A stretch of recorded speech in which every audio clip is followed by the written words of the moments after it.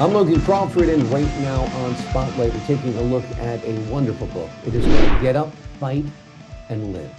It's written by Claire Labajo. In this powerful memoir, Claire shares her transformative journey through grief and resilience after losing her beloved husband, Matt. We will discover today how Claire's deep faith and personal stories provide a blueprint for others to navigate their own paths from darkness to hope. We're delighted to have this very talented author join us here today on Spotlight. We thank the team at Paper Rights for helping us put her in the spotlight today. And we ask viewers like you to support writers like her by subscribing to our channel and by purchasing her inspiring book.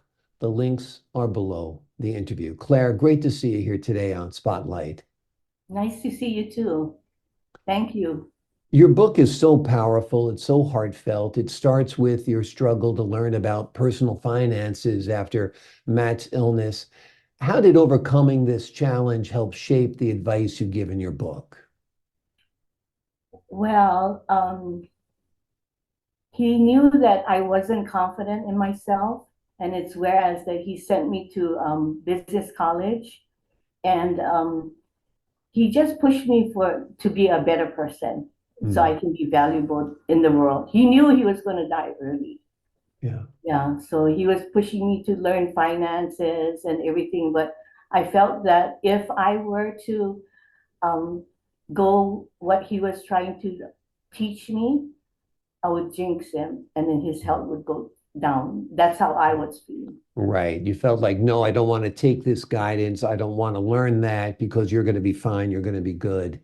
And unfortunately, it didn't go that way. But he was strong enough. He loved you enough that he wanted you to be prepared when he did pass. You Yes, talk about signs that you received that help you heal. Tell yes. us a little bit about these signs and how they helped you. Okay.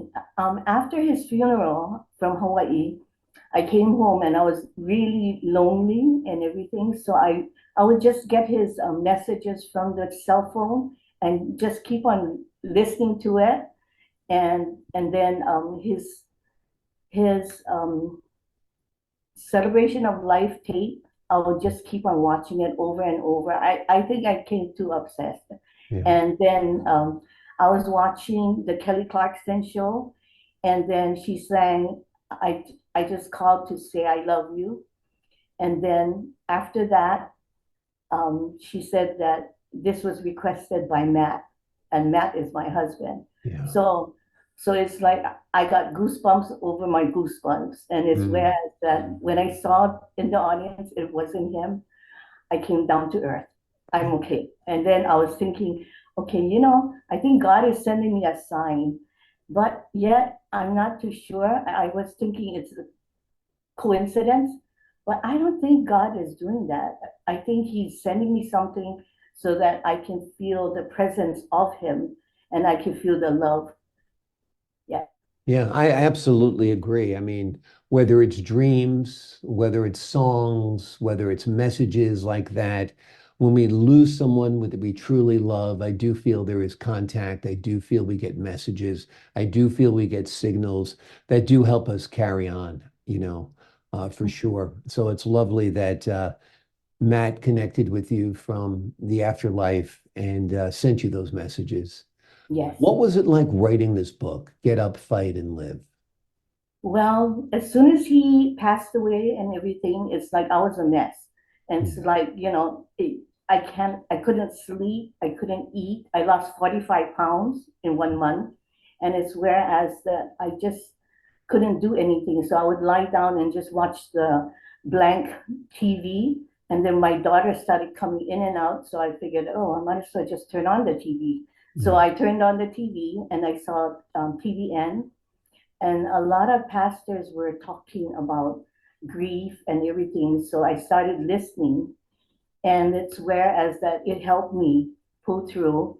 And right after he passed away, 1 week later, in my dreams, Matt told me that I'm here, Mm. so just talk. And I couldn't talk because I was so stunned that he was so alive.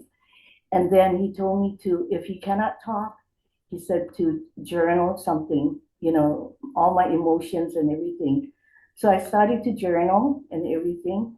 And it's whereas that I started to feel better because I would put all my emotions, I would cry, I would think about, all the things we went through and everything. So it was like my emotions were flying all over the place.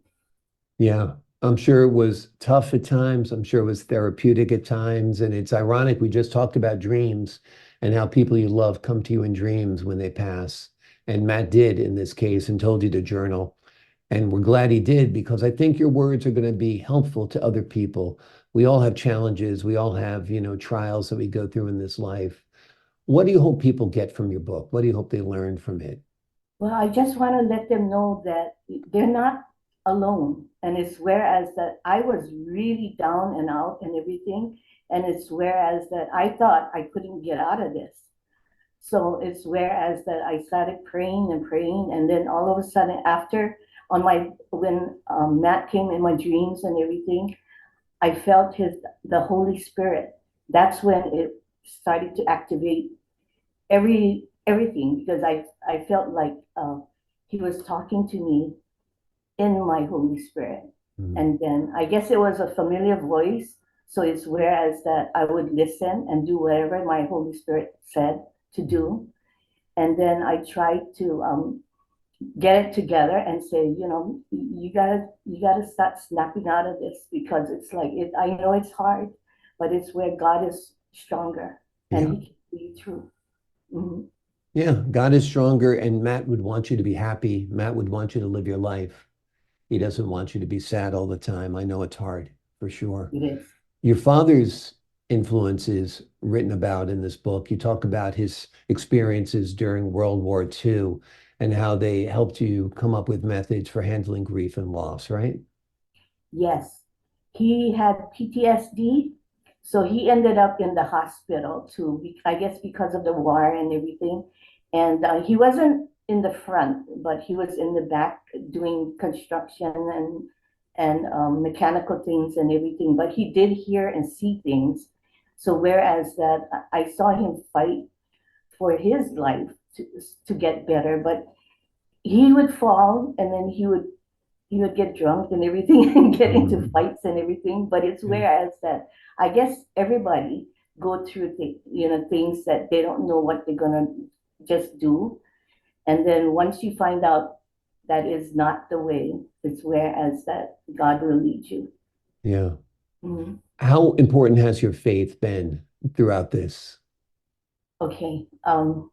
I wasn't religious. I Mhm. wasn't. And I was rebellious and everything. And it's whereas that one day my husband, he asked me to go to church. And then I would give him all these excuses saying that, oh, I have a headache, I'm sick, or, I just didn't want to go. Yeah. And then so one day he just let me go, but I felt guilty. So I went with him. I went with him. And then he is an entertainer. So he joined the worship team. And then I felt like I should be doing something because it's not going to look good. He's in a worship team and I'm not doing anything. Yeah. So what I did was I joined the nursery, which I couldn't handle because that's other kids, I mean, other people's kids, Mhm. but nothing to do with, you know, I don't like kids, but it's whereas that. So I quit, and Mhm. then I went to the Aloha Committee, which is saying hello to everybody. And then I was wearing jeans, so they were knocking me down and saying that you shouldn't be wearing this. But I figured that as long as you're there, you should be able to greet people. Mm. But I didn't feel that way. So and then I joined the sign language, sign Mm. language dance team. And that's where I felt at home because all the music, because I guess my husband is in music, I would really feel it and everything. And then when I'm doing it, the sign language, I would feel like I was connected to God. Yeah, wonderful, wonderful. Well, that gift of faith is a lasting gift that Matt gave you before he left this earth, and it's comforted you during your trying time. So we're happy about that. We've been talking about a very profound book, an inspiring book. It's called Get Up, Fight, and Live. It is written by Claire Labajo, and it is a powerful book. She shares her transformative journey through grief after losing her husband, Matt.